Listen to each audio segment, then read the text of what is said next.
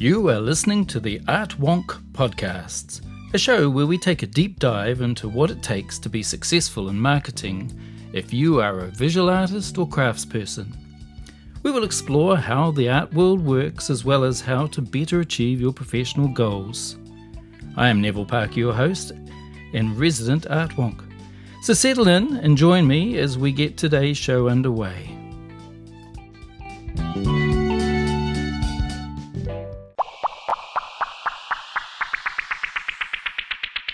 Today's show is titled COVID-19 and the Small Art Business. Yay!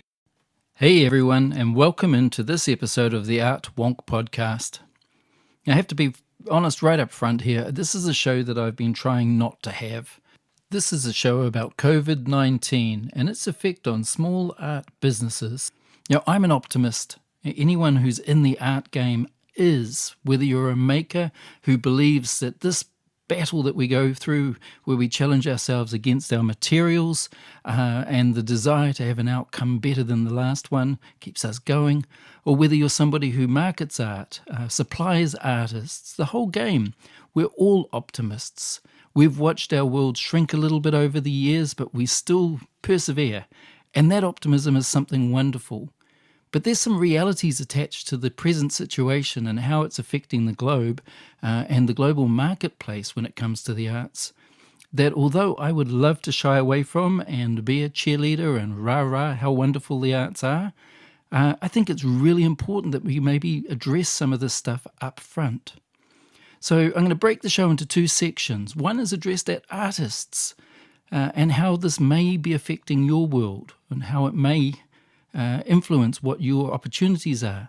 The other one's to the galleries and to the art supply networks out there who I hope at some point may hear this and relate it to their business expectations in their world. So forgive me if it's a bit rambly. It's not an easy thing to bring yourself really to focus on. Being a bit of a wonk when it comes to detail, I have thought about this maybe more than I should have. And this is partly my way of getting through that process and working out where I'm at. So some background. Presently, I have a small art craft gallery in Nelson, New Zealand called Origin on Hardy. Origin was set up specifically to offer craft arts crossover into fine art and basically so I could explore a group of artists that I'd not spent a lot of time with in the past, the potters and the functional ware makers. Now, I set up my business knowing that I had a great supply chain in our region and I had a lot of artists who were looking for representation. I set it up knowing that there was actually a consumer market out there ready for me. So we look in present terms at roughly 80% of our business is generated in the summer months, and that is primarily through tourism, both national and international tourism. Something that I'm about to watch disappear right in front of my eyes. I also have within my supply group a lot of emerging artists and artists who are very much small businesses. A lot of these guys and girls are really wonderfully skilled, incredibly passionate makers, but they're not commercially viable units on a great scale. They're like a lot of artists. We work really hard for very low gain, but we love what we do. And we rely often on the support network of our friends and family. So I'm watching the situation go where businesses like mine are now in closed environments, so we're in lockdown, unable to trade, unable to function as a business. And if you extrapolate that out to the number of artists that I represent, which at present is 28, those artists are all, in effect, they've had their supply stream for sales cut off as well. If those artists are relying on a household member who subsidizes their business by way of helping them cover costs, and that person's job is in jeopardy, then my supply chain has now got a question mark over it. Now, I don't see this as something that's going to affect me long term because I plan generally with a 5-year plan, but it definitely will be an effect that we together are going to have to learn how to deal with. That's my artists and myself. There will also be within those artists some who rely heavily on imported goods be they glazes or paints or other materials, that their supply chain in terms of getting hold of the things they need are going to be challenged. We've watched on Facebook and Instagram an incredible coming together of the creative community where people are making frantically to show each other how much fun they're having and trying to make the best out of a situation of being locked down. I worry at times on a number of different levels that people are not recognizing the value of the materials that they have. And I do trust that people are, if they're in a professional environment, are looking after those materials in terms of looking at it and thinking, will I be able to order from my local supplier or my normal supply chain a guaranteed delivery of something? Because we may be looking at many, many months before we see the international trade come together. Those of you listening in bigger centres, and I see I have a number of Canadian and American listeners on the podcast already, you will have different issues, and I'm sure that you understand your own local environments, but my suggestion would be, if you are a professional artist, looking at your materials, working out if you can't go down the road and get more now, whether or not it's worth placing an order with your normal supplier. An email order now will mean that when they do get back on board, if they have goods in their warehouses or in their stock rooms, you will get something pretty well quickly, and at least maybe not get caught by a dip. So what does it mean for a small artist who's got a gallery that can't open? Well, obviously at the moment, it means that they can't get at their goods. It can be worrying. Some of us put an awful lot of time and energy and emotion into loving our babies, our little creations, our mahi, and we want to see those things cherished and looked after. So, there is a natural level of anxiety attached to not being able to access your work. When you are able, in whatever environment or state or province that you happen to live, when you have access to it, please keep in mind the fact that the business that's represented you up until now and has a relationship with you may need you to keep your work there so that they can present a front that will enable them to carry on trading. It will be quiet. There's no doubt about it. We're all going to struggle for some time. But people will bounce. They always have. And I've traded in the last 26 years through a number of financial crises, as well as 9/11, which had a massive effect on our tourism. And it bounced. Doesn't happen quickly, but well worth planning for. And keeping those relationships strong and sound is a really important thing right now. So artists, make sure that you have your work out there, but if you haven't already, make sure your documentation is really clean.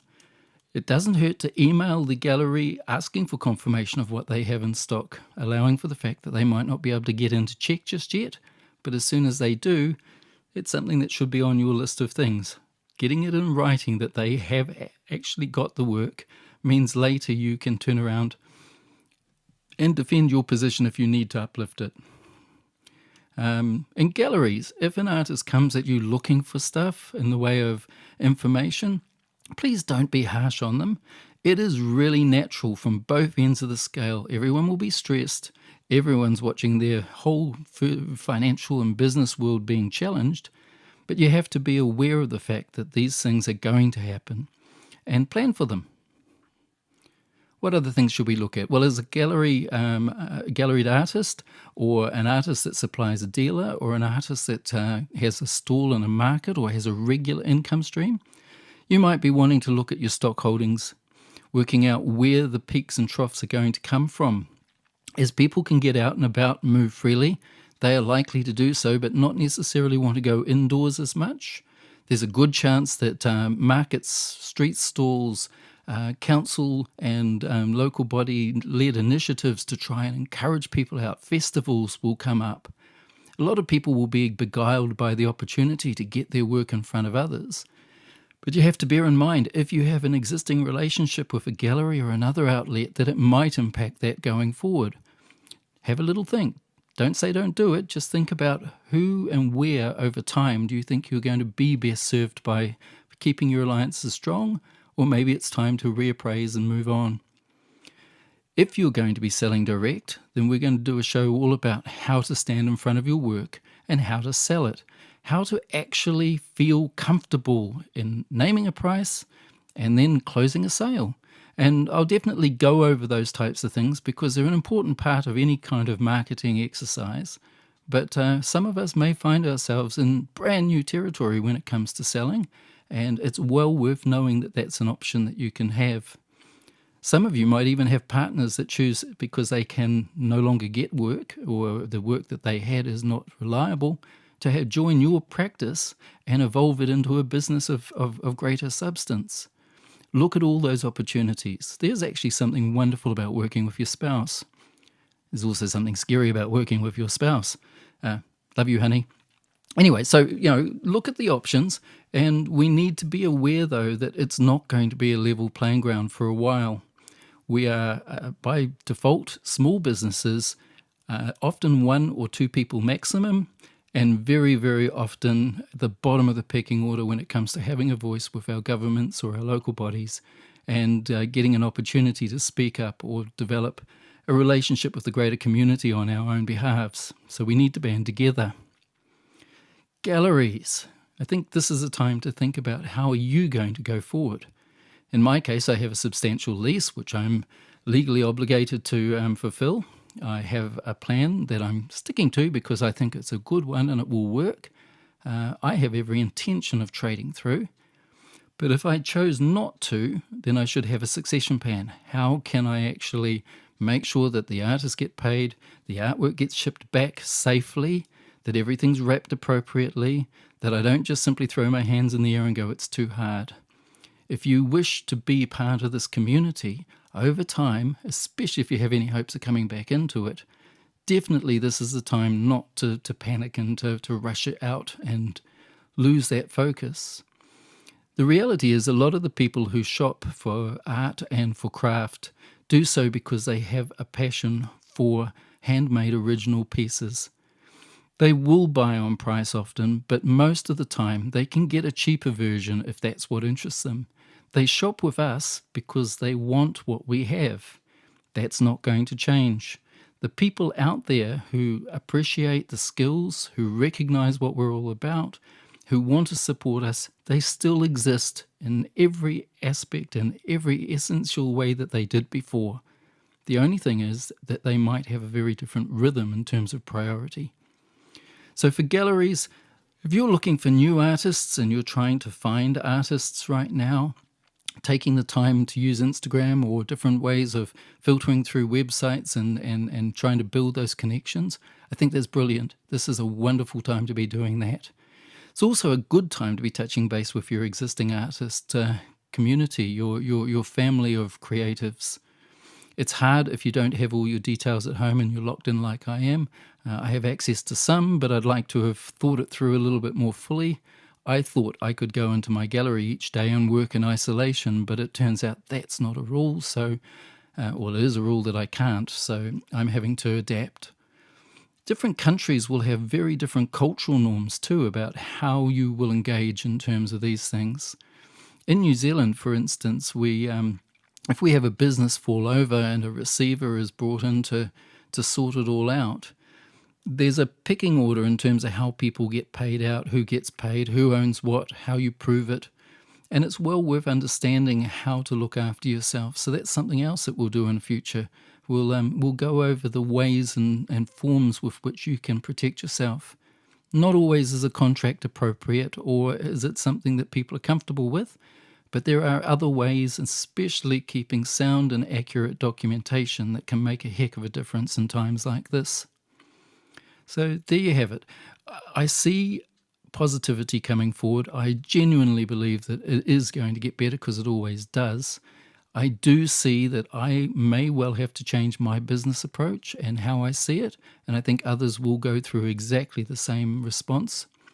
I don't want to, and if all works out the way I anticipate, it definitely won't change my world, but it might. And I think that conversation is something that we should all be having with our friends and family in terms of how do I do this, looking for those types of informations and supports that you might need.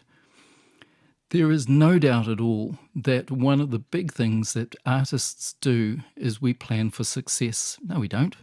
Did I say that? Did I really say we plan for success? It's not true. I keep hearing people plan for failure. They have exit strategies. We actually do things like, get a teaching degree so that if the art thing doesn't work out, I have a steady job.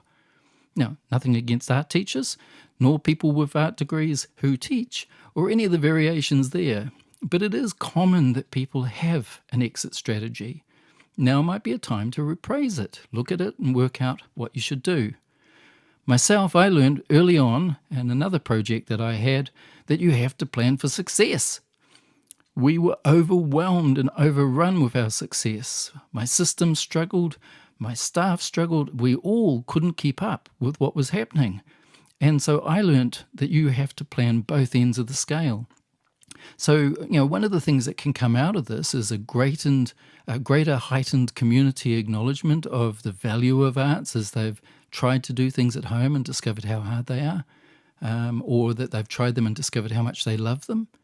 There will be an opportunity for teaching and for other affiliated industry attachments to the art community that will come out of this, because people are going to have more time on their hands. Once their lockdown periods or their self-isolation periods are over, they're still not going to be comfortable in a lot of communal settings, congregating like they used to. So the opportunity to learn a new skill, to take advantage of time and the ability to think will mean that we will see an increased activity in some of those areas. On a whole, this is a rave, and I do very much apologize for it. But I see every corner has something good around it. It's just going to be that it might not be the good we were looking for when we started, a month back, 2 months back, on our progress of what we're doing now. So, wrap up quickly.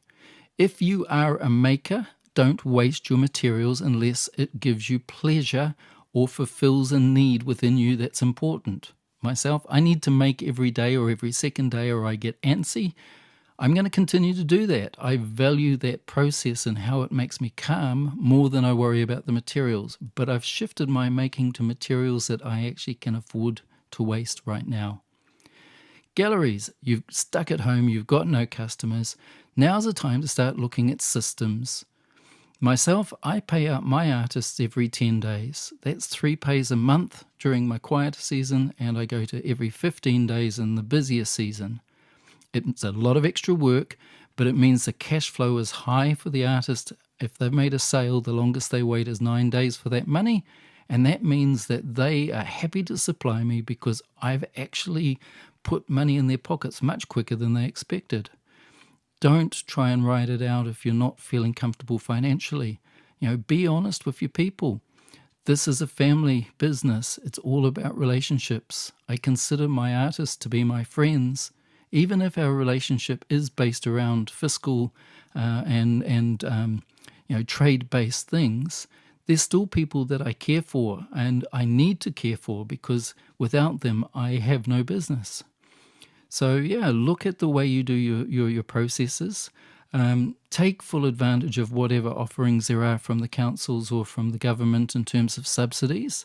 Don't be proud. I know nobody in the art world can be proud. We're all on that bootstrap level of just dragging ourselves up each time we have to do something. If you have a brand or a name that you're worried about being sullied or in some way being damaged by you looking like you need help, trust me, it will look a lot worse if you don't ask for help. So there you go. I'm sorry about it being a rave. I really didn't want to go here. I'm not sure if I'm even going to push the publish button on this one. It may have been just good for me to get it out. But, when it comes down to it, we're makers, and tomorrow morning when we wake up, we're going to make something happen. It's what we do.